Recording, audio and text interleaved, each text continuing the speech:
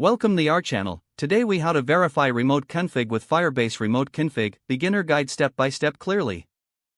To verify remote config with Firebase Remote Config, start by opening your Firebase console. Navigate to your project dashboard. Click on the Remote Config option in the left-hand menu. If this is your first time visiting this section, you might need to set up some default parameters. Create a new configuration parameter by clicking the Add Parameter button. Enter a name for your parameter in the designated field.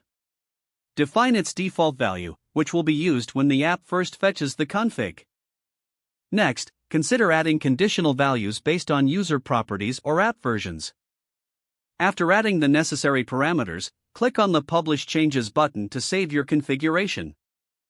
Now, proceed to integrate remote config into your app. Depending on your platform, install the Firebase SDK if you haven't done so already. For Android, add the necessary dependencies in your build.gradle file. For iOS, ensure you've updated your pod file with the Firebase SDK. In your apps code, initialize Firebase in your main application class or file. Retrieve the remote config instance to start working with Firebase Remote Config. Use the fetch method to get the latest values from your remote configuration. Set a cache expiration time to control how frequently your app retrieves updates. Once the fetch is complete, apply the fetched values by calling the activate method.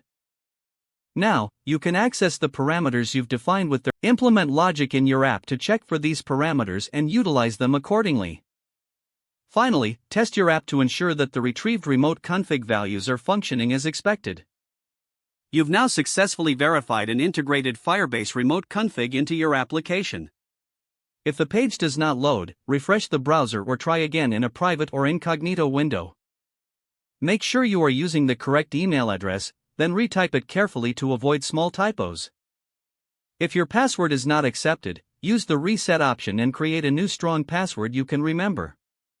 Check your spam folder for verification or security emails, then complete any requested confirmation steps.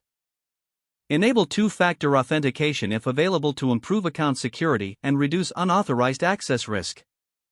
After signing in, review your profile details so your contact information and settings are accurate and current. Don't forget to like this video and subscribe to our channel for more step-by-step tech guides.